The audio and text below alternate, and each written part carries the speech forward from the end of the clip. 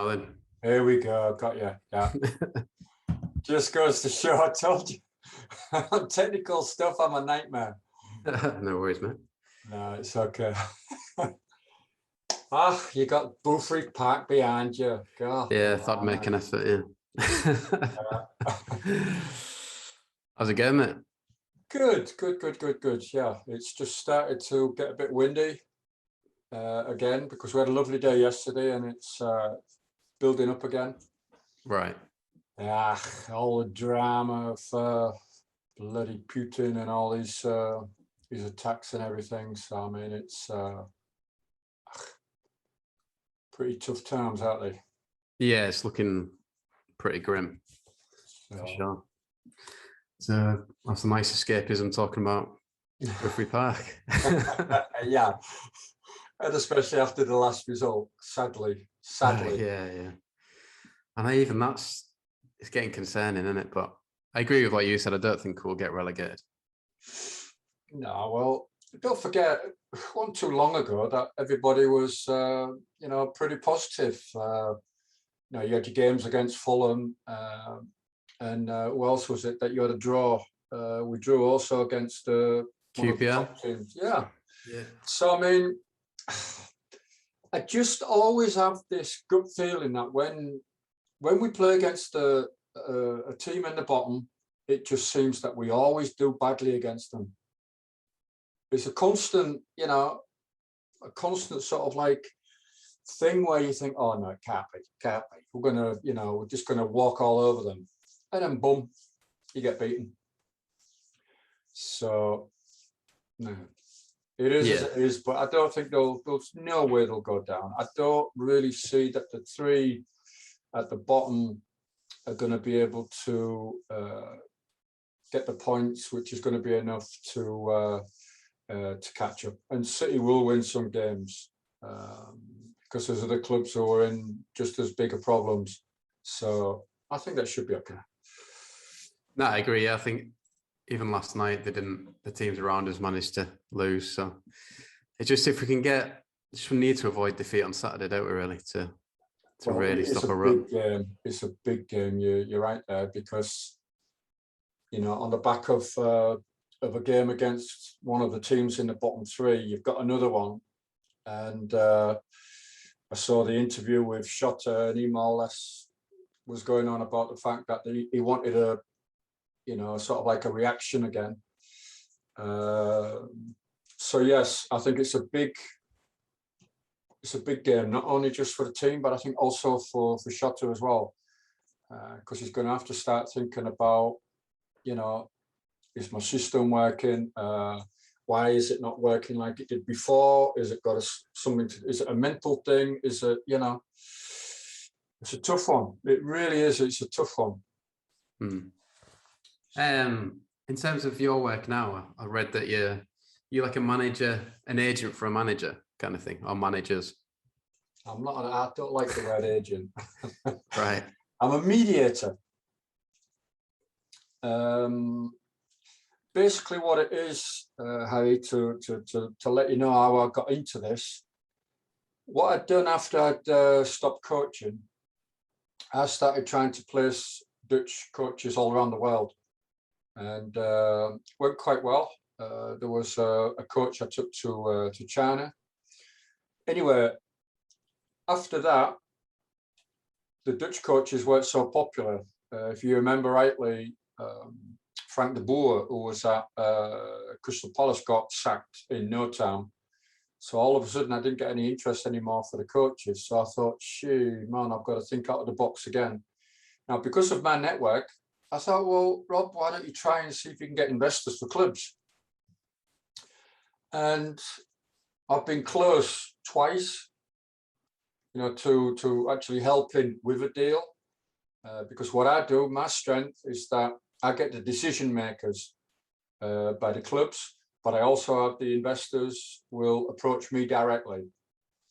And that's really what's gone on. It's not easy, Harry. It's not easy. I'm not going to say to everybody it's just the click of your fingers that you're going to get a deal, but I enjoy it. and I'll succeed. I will get one club at least. I will do. Have you ever had So- anyone approach you about buying City?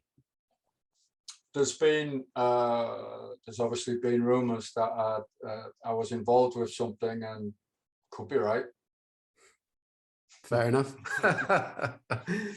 But Leave it at that. that's for me, that's something which has got to be respected, because this is also really important in the line of work when you're doing this, is to keep everything as discreet as you possibly can, because not only are you protecting yourself, but you're protecting the club. And you know, that's for me is it's the past now. So I mean, it was a good talk. In all fairness, you know, it's not as if it was scandalous, because I know exactly what the people in the hall would be thinking. First of all, if you do sit down with the old owners, but no, nothing at all. It was a smooth thing, and basically what more or less it came down to was that the investor couldn't come up with the money in the long run. There was something which which broke down. So end of story. Period. So that would have been nice. That would have been really nice. Yeah. Okay, mate. Then if we go back, obviously as a whole lad, what are your first memories of Boothferry Park? Ooh. I think the first thing what always springs to mind, and I was talking to my mum the other day on the phone, because she's still alive. She's living down Priory Road, and was me walking from Priory Road every day to the ground, because I didn't have a car, didn't have the money to buy a car, and so I used to walk. That was my warming up, more or less, is the half-hour walk from the bottom of Priory Road just before Cotty, and then going all the way down to Boothferry Park. So that's more or less one of my vivid memories, which I do have. The other one is the Stoke game, Stoke City. I got taken to Hull City with the mother of Mike Young. Mike Young is actually Matt King. He's a local singer. He was a damn good goalkeeper for Bricknell Rangers as well. And I went with them, and I just remember it being absolutely chock-a-block, and the atmosphere was electric. And I think that more or less confirmed the fact that I just wanted to be a professional footballer. So they're the, and also the tunnel. We used to come in the side entrance to come to the dressing room, but the tunnel always was a bit intimidating in some ways. It leads through to the manager's office, it leads through to the changing rooms. Now, they're things which, when you're as a supporter and you're walking through that tunnel to go to one of the stands, and you're passing that, but all of a sudden you're going into them doors. It's different. So they're the three memories of Boothferry Park, as Boothferry Park is. We played on a great field. I think it was Stan Coombs was the groundsman then. Absolutely brilliant field. So no, they're I would say they'd be the things which spring to mind straight away. Yeah, I always think about, you hear the attendances from back in the day, like 40-odd thousand. It's just hard to imagine for someone like me, but it must have been amazing, yeah. It was good. It was really good. So what, in terms of actually getting involved with City then, what was the process there?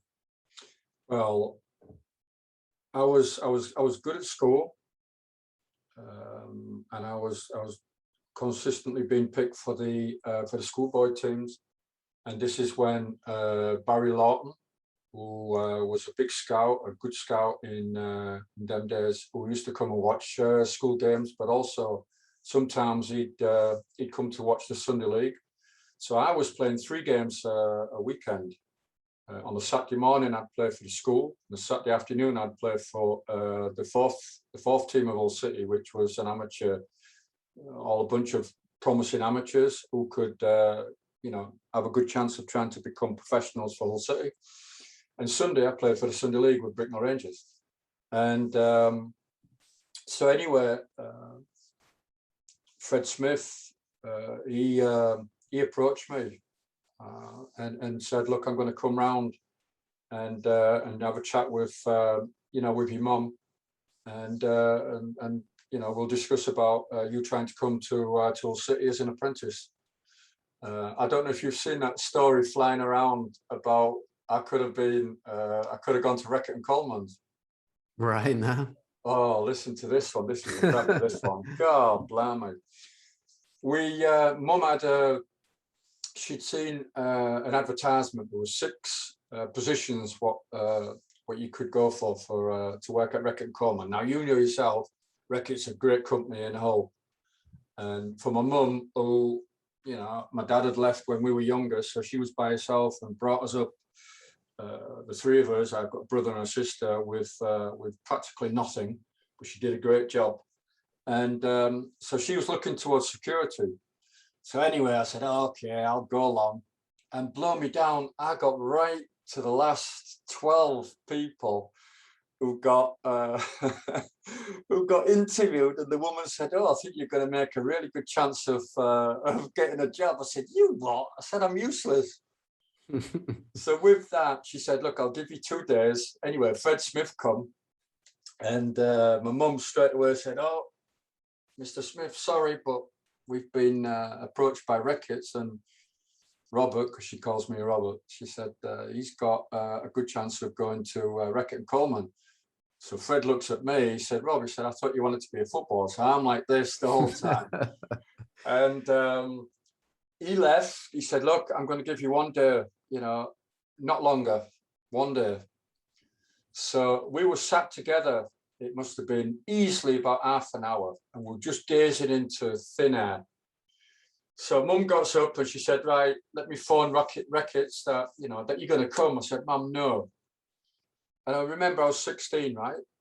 And I just said, "Listen, how do you realize how many kids would give their right arm to have a chance to, you know, to go into football?" I understood my mum because of the risks of professional football, that it could easily go wrong.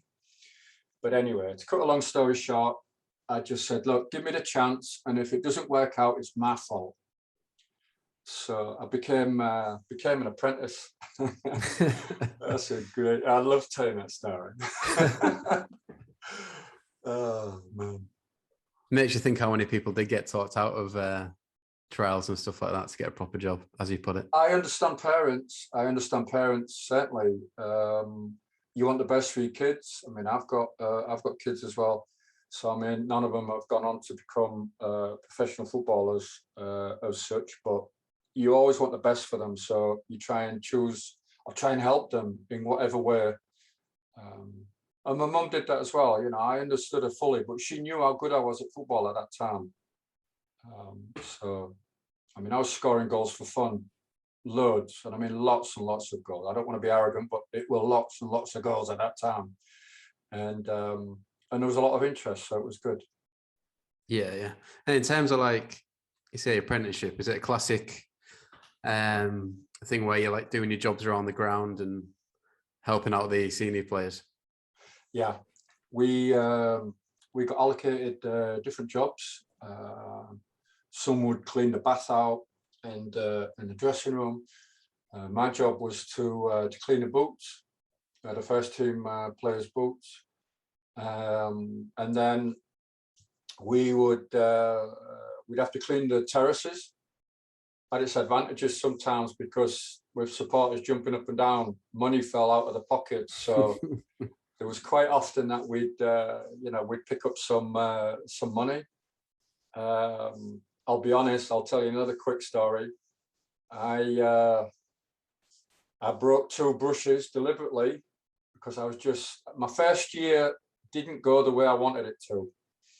And stood there and it was freezing. I mean, freezing. You know what Hull can be like when it's winter time. And I just lost it. So I sort of like, boom, And I said to the lads, I'm off. I'm not doing. I want to be a footballer. I don't want to be a sweeper.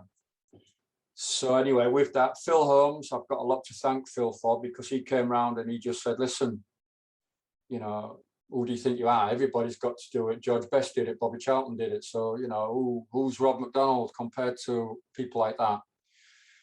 So, and the second year went much, much better. We won the league and signed pro. So that was, but they were the main things what we had to do in and around the stadium. And on match day, we had our games quite often in a Saturday afternoon as well. So we didn't really get a chance to. We just got in maybe for the last 10 minutes, 15 minutes that we'd be able to go and watch the game. So that was the life of an apprentice, and you'd play in the junior team, and if you were lucky, you'd get a chance to also play on a Tuesday with the reserve team. And that was, you know, that was it. Yeah. And what type of characters were around at that point in terms of senior players? Was Andy Davidson still like looking after the players and people like Chiller? Well, Andy was certainly when we had our 18v18 in the gym, and we did that nearly every day. Honest, we must have been in there every day. I think you could count on two hands how many times we went out on the field. Honest. It was 18v18. Andy would pick his teams. He'd make sure that he'd pick the best players because he always wanted to win. And even if he was losing and the time was up, he'd still carry on. He'd say, no, 5 minutes more. It was great. I mean, we laughed about it. But I'm looking back I'm looking back and I'm thinking, well, what do we really learn? What did we sort of like, what do we get coached? We just had to rely on our natural, gifts, what we had, whether you'd be strong, whether you'd be good in the air, whatever. But no, I mean, Andy was certainly a big character. And you'd get, I mean, Chris Galvin, he was funny. And then we had Dennis Booth, people like that. Not so much that they were funny in the training sessions because they were serious. They were good profs. I mean, once you get in the dressing room, I mean, I've been absolutely in stitches with some of the things that they used to come out with. Brilliant. But no, I mean, I was really, really shocked to think that was the type of training what we had as a beginner in professional football. Yeah, I read that you said once you moved to Holland, it kind of made you realise how different or simple it was back in England in terms of coaching. Yeah, well, you've got to break it down to a couple of things. I mean, I had somebody called Bill Scott, who was my manager when we was in the Sunday League team, Bricknell Rangers. He was a Scottish bloke, pretty quiet, pretty placid, but he knew his football tactically. We played a 3-4-3 in them days. I mean, 4-4-2 was, everybody played 4-4-2. If you would try another system, everybody would start laughing at you. And like I said, Barry was an important person, but Pete Sissons, he helped me a hell of a lot. He more or less helped through the development period from coming from an amateur club like Bricknell Rangers and the school team, Priory Road, going through to in Hull Grammar, going through to the professional side of things. But Pete didn't get really the chance to coach us as much as what I think he would have liked to, because we only trained. We always got invited to the gym. The gym. I think it was every Tuesday and every Thursday. And it was basically a lot of game stuff. And I'm sure that Pete would have loved to have given us some more coaching, because Pete was good. So, and yeah, with Phil, Phil was an ex-striker, so he gave me a lot of help. With Chris Chilton, I had Chris also as a youth coach. You know, I could pick up some things from Chris as well. So, and Ken Houghton. Ken was great, but not really the sort of training which I got when I was in Holland. That really woke me up at all. Exactly, it just sort of got me so buzzed, and I could feel as I was getting improving, you know, as a player. Yeah. In terms of making your debut for the first team, then I'm right in thinking it was John Kay who gave you your debut. Yeah, John signed me also as a prof. Did you see that coming, the debut? Was it a bit of a sudden thing? That's a good one. Ooh. I most probably would have been shocked. But then again, I had such a good second year. We were champions with the youth team. We had a cracking team with Brian Marwood, Stephen McLaren. Steve didn't play much, but he was part of the team. We had the Holmes twins, which I don't know if you've heard of, the Hessel lads. Poor, really hard, and I think they should have made it as a prof. Gareth Roberts, Steve Richards. You know, players who were decent. Craig Norrie, and we won the league easily. So I think maybe to reward me and to give the youth a chance, because there was nothing, you know, at that stage. I don't think there was a real great deal hanging off on the game, and I loved it. I just, you know, Billy Bremner just took me before the game. He said, "Come on," and we were just passing the ball to each other just so that I could get relaxed and just get the feel of the ball, and give me a couple of tips and stuff like that. Now we won 4-1. Malcolm Lord scored a hat-trick. I didn't score. There was one shot which just went past, but it went well. It went well. I felt good about it. So that was a proud moment as well. Yeah. And I'm reading that in, I think it was your third game you played at Chelsea away in front of 40-odd thousand. What was that like for an 18-year-old? Well, yeah, I didn't really get much of the ball that game because Chelsea were just so dominant. It was an experience. It was a proud moment to be playing, you know, against people like, you know, Ray Wilkins and Peter Bonetti, them type of people who you've followed, you know, before your career, before you've even started coming to the club as an apprentice. You followed them years. And then all of a sudden you're on the same pitch as them. So, but I'm one of them types where up to about 10 minutes before the game, I'll be fretting about it. I'll be thinking, oh man, be careful you do this, be careful you do that. And then as soon as I get onto the field, it just seems to, and I just go out and I just think, well, just enjoy yourself, you know, do what you can. And that's stood me in good stead for the career I've had. And then obviously you get your first goal against Southend at home. What do you remember about that? Well, I played as a central defender, you know, because Stuart Croft was he was injured, and I think, yeah, Ian Dobson was also injured. So the boss got me in, and he said, listen, I'm going to play centre half. I played alongside Paul Haig, and I think I went up for a corner. Was it a free kick? One of the two, and scored. And I ran the whole length of the field because Chris Galvin was going on. But he said, I was all right for about the first 10 yards. He said, but the other 90. I couldn't catch it. It's typical some of what Chris would say. But anyway, we won the game 2-0, if I remember rightly, and it was a good header. But it was a bit of a pity because the only 2 goals which I did score for City, the other one was against York, and I played as a fullback there, and it was also from a corner, not a header. It was there was a ricochet, and I could shoot into an open goal.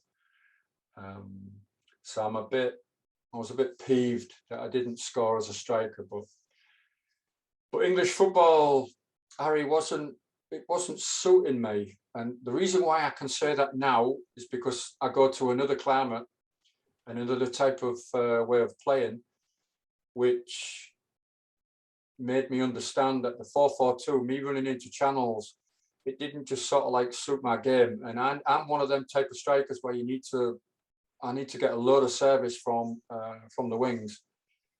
And I just didn't really adapt to it. And even when I came back to play for Newcastle, it was the same, you know, I could see the same things happening again. I thought, oh shit, Rob,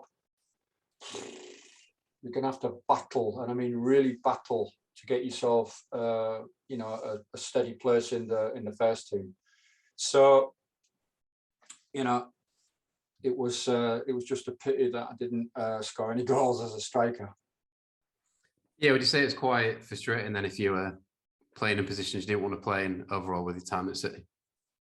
Well, I knew I had to help out, and it was easy. It was easier to play at the back than it was up front. I mean, it's easier to stop somebody than to be creative and to beat somebody. But I just said to Ken had took over then, Ken Houghton, and I said, boss, you know, I just don't want to play as a central defender. I said, I'll do it if there's an emergency, don't get me wrong. I said, but I want to focus on the fact that I want to become, you know, I want to be a striker. And no. And then Mike Smith came. Yeah.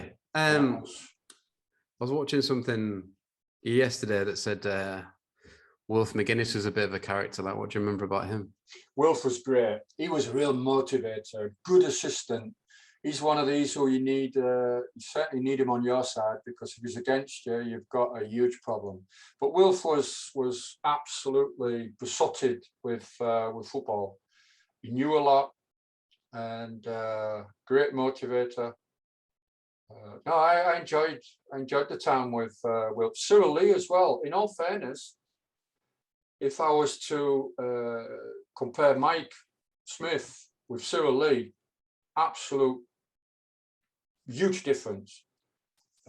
Mike Smith was a bit sort of like, you know, kept his distance, and then Cyril was always one who would talk with anybody.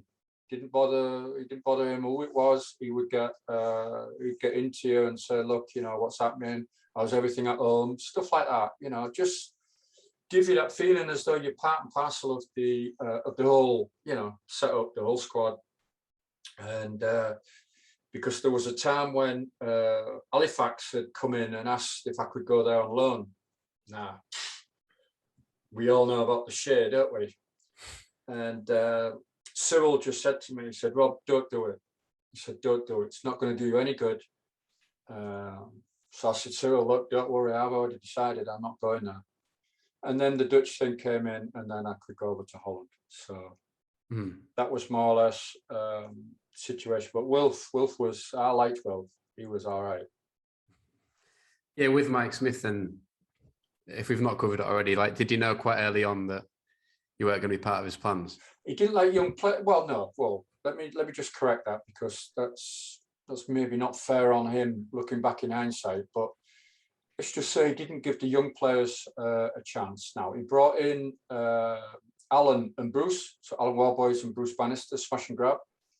And the rest of the team was more or less, you know, also pretty much experienced players. Gareth had broken through into the first team, so he was just starting to play. Dave Hawker, he was playing well. Other than that, I can't really think of many young players who we gave a chance. Craig Norrie, I remember Craig complaining, saying that he didn't get a chance because I brought Craig over to Holland when I'd left Wageningen, a club in Holland. So I didn't get the feeling that that Mike was into to the young players now. Yeah, fair enough. And then obviously the move to Holland, when the offer comes in, like, what's going through your mind, really? Well, bear in mind that we played a friendly game against this club called Cambuur, in Holland. Well, they came to Hull, and no, I played that game, and I had a good game, and I took them all out on the night to Romeo and Juliet. Why they asked me to take them out, don't ask me. There'll be a lot of people who most probably answer that for you. And anyway, I got in, I got pretty well in with them. But then we went for a training camp in Holland the following season, in the beginning of the season. And we had a tournament there, and I had a really good tournament. And the manager, the coach of the club who'd come over, Cambridge, he wanted me to go back over there. He said, would you be interested in coming over? So I went there on loan, and then I came back, and I got my place back in the first team again. And then Mike Smith came. Right. So when Mike come, he got me in the office, and he said, Rob, he said, I've just had a phone call from Noel de Ruyter, who was the coach, and he'd gone on to another team in Holland who were playing in the Premiership.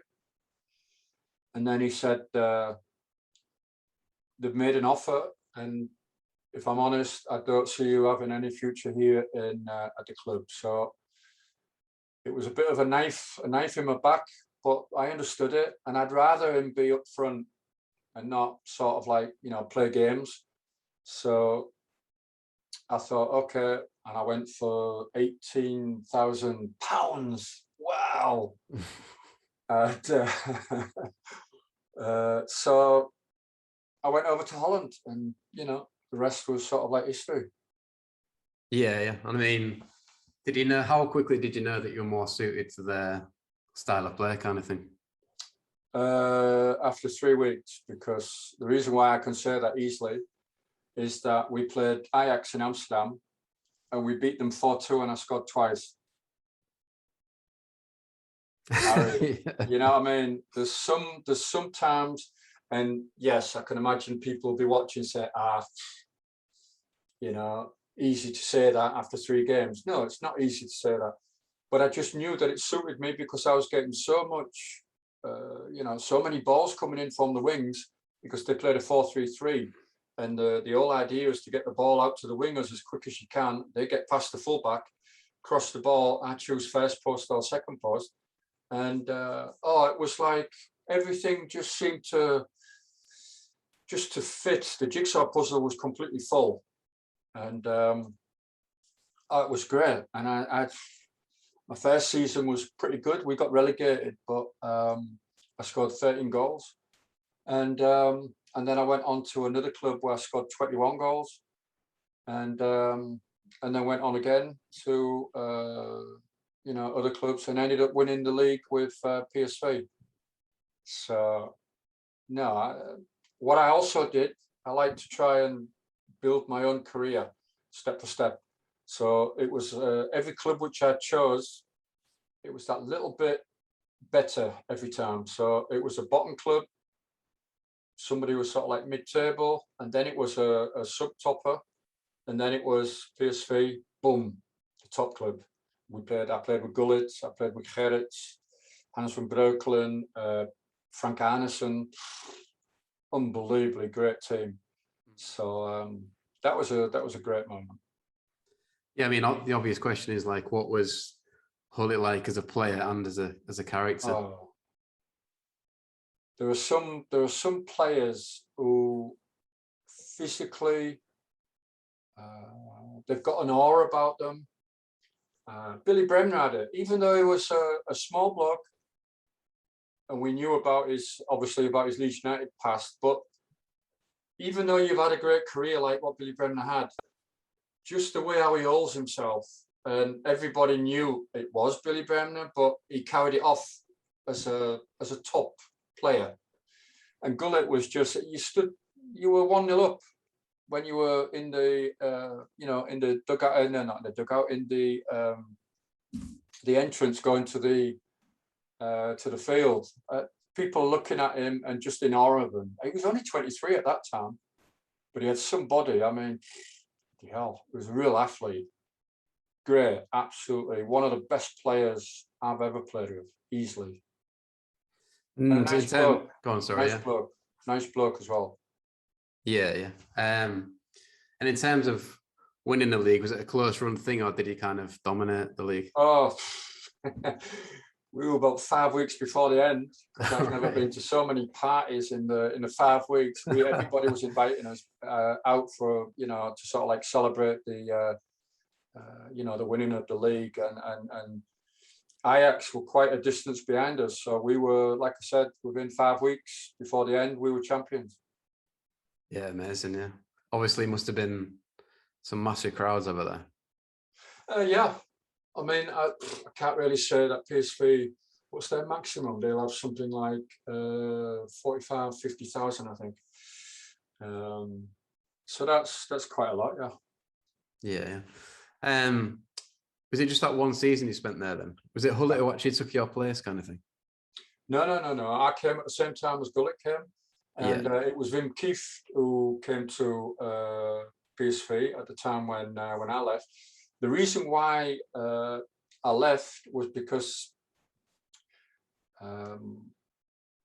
like I told you about the career planning which I had, because I'd won the league, and I still had a year to go of my contract, and I just thought, you know what, I'm going to ask them if they don't mind me being loaned to a top club in Europe. So Sporting Lisbon approached me. Now, for me, it was a no-brainer because they offered me 5 times more than what I was earning at PSV. And I love Lisbon. I think Portugal's a beautiful country anyway. And I just thought, yes, this is exactly what I want as far as my career planning goes. And then so I goes over there, and there was only 2 foreign players could play. And one of them was Manuel Negrete, that was a Mexican who scored the first goal in, I think it was the Mexico World Cup against Belgium. He was a great midfield player. And the other player was Rafael Mead, who came from Arsenal. Black lad who he'd had a bad season apparently. So I was brought in to put him under pressure. Oh, and what happens? He starts scoring goals for fun. And he was good. I mean, we're very good friends still. He was unbelievable. So I thought, oh, shit. So I made my debut in the European Cup, scored 3 goals. I made my debut in the league itself, scored. And it just got to the stage where the head coach got me in, and he just said, Rob, listen, you're training well. Every time you've played, you've done well, but you can see that Rafael is doing really well. I can't drop him, just. So I said, oh, that's good, because I don't want you to waste my time. And so then I went back to Holland again, because I was on loan, like I said. And then shortly after that, Newcastle came up. So that was another no-brainer. Now I went on trial. I was at Wimbledon with a mad gang, crazy gang, and where else was I at? Somebody else I went. Anyway, I was at a couple of clubs on Sheffield Wednesday was another one, and then I went to Newcastle, and I just started scoring goals for fun in the training, and got signed there, and but then I was back to the 4-4-2 dilemma again. I even said to to Mike Smith, was it Mike Smith? Yeah, Smithy, yeah. And I just said to him, I said, boss, I said, you know about the Dutch league, can't you change it? Because with John Henry on the right hand side, Kenny Wharton was on the left hand side. He had a good, he could cross the ball, but John came inside all the time. I had Mirandinha. Now Mirandinha is, I think, 4'9", little Brazilian striker, what he was, and it just didn't work out, and I was really gutted, because to get to the top of, more or less the Premiership, it wasn't a Premiership as it's called now, but it's the First Division. I was gutted about that, and it just didn't work out. So I mean, so after that, I went to Turkey to a club called Beşiktaş.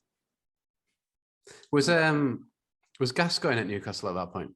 No, he just left. Right. He just left. Okay. But I mean, did you feel they had a point to prove in England? Was that, or was it just like kind of a move that? Yeah, no, came around? I think that's a good question. I really thought I would have loved it if I'd have come back. Let's just say the move that I made to Sporting, if I'd have come to England, I think I could have made a better job of it, maybe. But you just don't know. I mean, I could have still failed because of the, you know, the 4-4-2 thing, the way of playing. Like I said, I need a lot of service. Give me a lot of balls, and I'll be, you know, I'll do something for the club. So, and it just didn't seem like that. So, I'm not blaming others. I'm just saying it's just the way how you know, the team was playing. Then I'm seeing, yeah, I read that you left Beşiktaş because of financial problems with the club. Is that right? Yeah. And then you were able to finish your playing career strongly in Holland. Yeah. Yeah. But I did that deliberately because I was thinking then about my my future, again, career planning, and I wanted to go into coaching. So it was an ideal moment to do that. So I've got my highest coaching honours. I can coach any professional team in the whole world. So I thought, and I went into coaching. So I coached in Holland. I coached in South Africa with the Ajax Cape Town. Ireland, I was there at Sligo for a little while, but they were an absolute mess. And where else? Slovakia, I said. So yeah, so I managed Trenching, which obviously City fans will know from playing in I had Europe. an interview in the match program. Right. Before the game, more or less giving my opinion about, you know, what I would think about the game. All City against, you know, Trenching. How did you find management overall? Like, obviously, you've not done it for best part of 10 years, but how was your experience as a manager? I loved it. I loved it. You know, anything what's to do with football, Larry, to be honest, and you can make a difference with something is what gives you the buzz. You know, I'm 63 now, but I still want to do something. I still, you know, if there's something in football where you feel as though you know, you can help, you can give something back, whether it be to youth, whether it be to communities, whether it be to a football club or whatever. It's great. You know, I don't want to be sat at home, you know, nattering with the missus and asking her, you know, how many plants and how many flowers we got, please. So, you know, it's always been something which it's a lot of stress. There's more stress when you're a trainer than a manager than as a player. I loved it as a player because it's more or less up to you as an individual. You do need a team, but if you're a striker and you score goals, you win games. So that was the pressure which you had as a player. When you're a coach, you've got to keep everybody happy. You've got to keep your staff. You've got to get your players, your supporters, your sponsors. Wow, you've got the whole club watching you. And when the results do go against you, it's a tough job. But I didn't, you know, I got on with it. And you know yourself that when you're gonna lose games as a manager, you're gonna get sacked sometime anyway. So yeah. Is that why obviously you can lean on that experience now to help other managers when you're working with them? Yeah, in all fairness, there's been moments when I thought, could I be an assistant? And I think the older I'm getting, that could be something which you know, which I would think about. I don't think about being a head coach. I've been out too long as far as the coaching. Not that I couldn't pick up a team. I could easily pick up. It's about not just the tactical things, but it's also about the man management and how you treat everybody. So I mean, but it's you know, the stress factor. Sometimes you think to yourself, well, boo, is that maybe just that little bit too much for me at this moment? So I think sometimes you've got to be honest with yourself, and but again, to help people and give advice, and whether they like it or not is completely up to them, of course. But no, and I think the youth, I think that's one of the greatest jobs what you can have, is by giving something back to you know, to the youth, telling them about your own career, and you know, also tell them about things outside of the football, because I think that's if you look at the boy at Manchester United, what's his name again, the winger who had some problems with his girlfriend, what was his name? Greenwood. Yeah, Greenwood. You know, I think players should be helped from day one to the last day, and I'll even go a step further, even after the career. You know, I've been in touch with some players who have been at Hull City, Hull boys, who have gone on to amateur football, and you know, you're asking yourself, because they come out with some stuff, and I'm thinking, whoa, they need some other, you know, some extra help. It's a big dream, and once your dream isn't going to be fulfilled, and you go on to, let's just say, amateur football. Not that it's bad amateur football, because teams like North Ferriby, you know, they're not bad teams to play for. But everybody wants to be a professional, and the impact of failing is so huge. And I'm quite pleased, because I've read about it, that there's a lot of interest now about trying to help professionals who fall out of the game. I think that's also pretty important. And I think we got to, in many ways, it would be great to, as far as Hull's concerned, I'm sick to death of people knocking the city of Hull. It really gets me down. You know, a shitty city is what you always get. And even on Britain's Got Talent, there was a singer, and he said, I'm from Hull, and there was about one person who'd said something. He said, what did he say? He said something like, oh, I didn't expect a good reaction to that. I'm thinking, man, don't say that.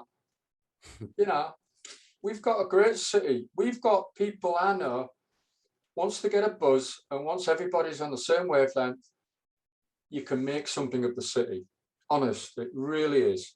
And I think that's what Ashun is seriously thinking of trying to do. And it's a bit of give and take. Of course, results, they determine a lot of stuff. But I think if the two powers can come together, because the public are just as important, maybe as important, more important than what, let's just say, an investor. But there are certain things which I think could be, you know, could also be worked on. And I'm sure, because I'm on, now, as you know, Hull City AFC Boothferry Park. I'm on the 1904 Hull City Fans Forum. I'm on the Hull Footballers from the Golden Years and the Hull City Banter. So I'm getting all the vibes. I'm hearing what a lot of people are saying. And yeah, there's some of them where I think, oh, please give them a bit of time. And yeah, the great thing is because I'm neutral, and I've left Hull and gone over to, you know, gone abroad. It's given me another insight into a lot of things. But I've also come back often, because I come back to see my mum and my eldest boy who lives in Leeds, and my other family, of course. And of course, I see the things and I hear the things. I'm like, oh, please, let me just hear something positive. But to get something positive, you have to generate it, you have to create it. And I think it can be, there's some really good businessmen and people in business, what I've seen on LinkedIn. And you've got the whole Siemens thing with the wind. So let's try and make something of it, and let's try and help, the community get something going. So, they're the type of things which I've passed around and more or less just said to people, look, think about that, because it gives you some, some real focus on what we can do to make the city big again, huge. Yeah. There's a lot of poverty. We know that. But I don't see the reason why it can't be solved. And I don't think it's like that ASEAN should throw a lot of money at people for nothing. It's got to be interaction. There's got to be, and it's a great feeling that if you work for something and you get rewarded, it's the greatest feeling in the world. Yeah. I'm becoming a bit political now. It's all good, mate. It's all good. I'm going to get all the Labour and Conservative MPs having a go at me on LinkedIn. Yeah, we'll just finish on some social media questions, Rob. I think you've seen a few anyway, but it's one from Dave Batty who's asking about the best player you played with, and Ryan thinking it's Billy Bremner. Oh, City, yeah. that is, Batty. Yeah. No, I don't want to do anybody else, too short to say that, but he was just supreme. Even at that age, that's what makes me more impressed about him, because even at that age, he was still, all the details, everything he coached, he was brilliant. Yeah. Obviously, a And I legend liked in the Paul game. Haig. I was quite in awe of Paul Haig, because he played for the England, was it the under 21s? Yeah, would have been. And he was just that skillful player. It's strange, really, because I've got a couple of them on Facebook. Jeff Emmerman, Stuart Croft, Ian Dobson, Gareth, Pat Ed, and the old feelings which I have and had with the respect which I had for them, I still have it. I still sometimes feel as though I'm like the 16, 17, 18-year-old, which I was when I was back at Boothferry Park, in awe of them players who were playing for the first team. It's weird. It's really strange, but in some ways, because of my background, because we were taught to really, respect and appreciate all the stuff what came our way. So, but Paul Haig was an exceptional player. And then got Rob H on Twitter who said, ask Rob if he remembers helping out at World Youth Club in the late 70s and driving a green Opel Manta sports car with the FC Wageningen sponsorship on it. Yeah, I got a car from them. Yeah. Oh, I'll tell you another story really quickly. Yeah. When I'd been sold to Wageningen, and we'd just beaten Ajax, the game I told you about that we'd beaten Ajax, I came back over to Hull to say, more or less, say my farewells to the players. Anyway, they'd seen my car outside because it had my name on it, and it was the name of the garage, and it was bright green. And I mean, really bright green. You couldn't miss it at all. And all the players coming in, oh, Rob, you got the car. We've read about you scoring 2 goals against Ajax and beating them. And anyway, Mike Smith had sent Sue Lee. So Sue Lee comes to me and said, Rob, the boss wants to see you in the office. Sent me on. He said, you're disrupting the dressing room. Oh, I loved it. That was my revenge.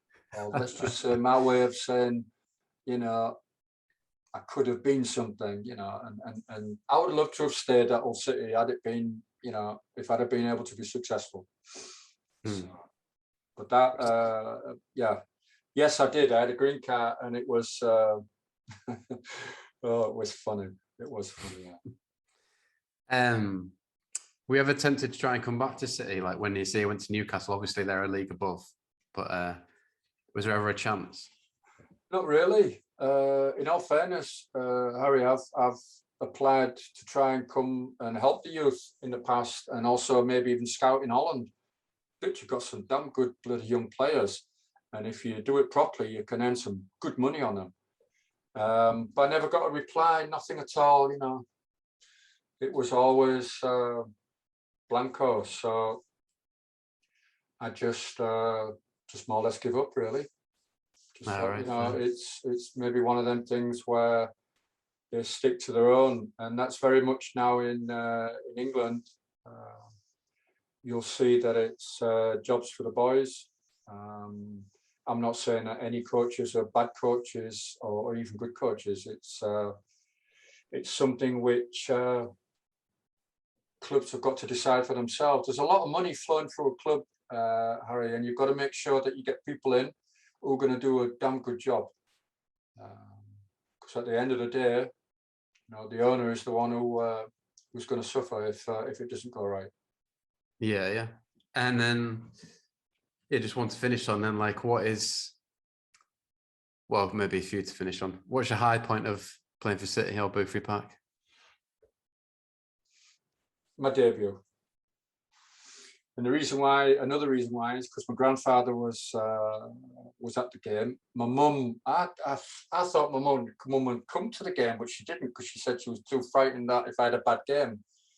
But my grandfather was there, and he was one who really influenced me, because there's no football in my family at all. Nobody.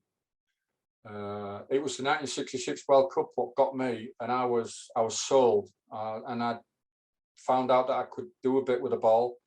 And no, but the debut and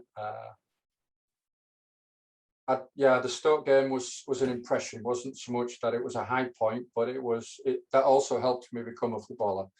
But the debut was great, and to win 4-1 and to play nearly the whole game was that was my high point. Yeah. What about in terms of a toughest opponent? Is there anyone that stands out? In England, when I was at Hull City, bloody hell, I do well remembering the names of Hull City players, never mind players to play against. Yeah, fair play. There was a Cardiff defender who Dyer, I think his second name was Dyer, but I'm trying to think of. I do remember playing against Mick McCarthy at youth level. He was at Barnsley and we were at Hull. He was tough as I don't know what. He gave me a really hard game. He was, let me say Mick McCarthy, but that was for the youth. I don't remember. Harry, I'll be honest. Names, because there's so many names in this 63-year-old brain, you've got to be happy that you can remember a third of them. So no, I'd say Mick McCarthy. He was. I remember him really being a tough defender. And then just one last one to finish on. Like, we've kind of covered it really, but how do you reflect on your time at City, and is there anything you would do differently? I wouldn't do anything differently. No, I would have liked the club to have done something differently, like coaches on, specific things, tactical things. There was never we would be taught anything about how to utilize, let's just say, one side of the field, counter football, nothing like that at all. So I would have really appreciated that. I think that would have, made us a really good team. I'm sure that Don Revie did it with Leeds United in that time, because they just knew instantly how to play and how to find each other. So, but no. My mum always said, listen to your boss, because he's the one who gets paid the most money, and he gets paid good money because he's learned his trade. So I never had to go any of the managers, coaches, or God knows what. Maybe I should have done, but when I came over to Holland, it was more open. You know, you were taught things, and you were asked if you understood. And if you didn't, they would go through it again. So they would take you apart, and it was. Don't forget the two best development countries in the whole world is Holland and Portugal, and the two best clubs played against each other last night, Ajax and Benfica, and it was a great game. I don't know if you saw it. Oh, No, I've only seen the result, but yeah, I have to watch the highlights. it was brilliant, absolutely brilliant. So no, I miss Hull City. I loved it. I'm a Hull lad. I still have a lot of contact with a lot of people back home. I follow what's going on now, and I'm following all my all my groups on Facebook.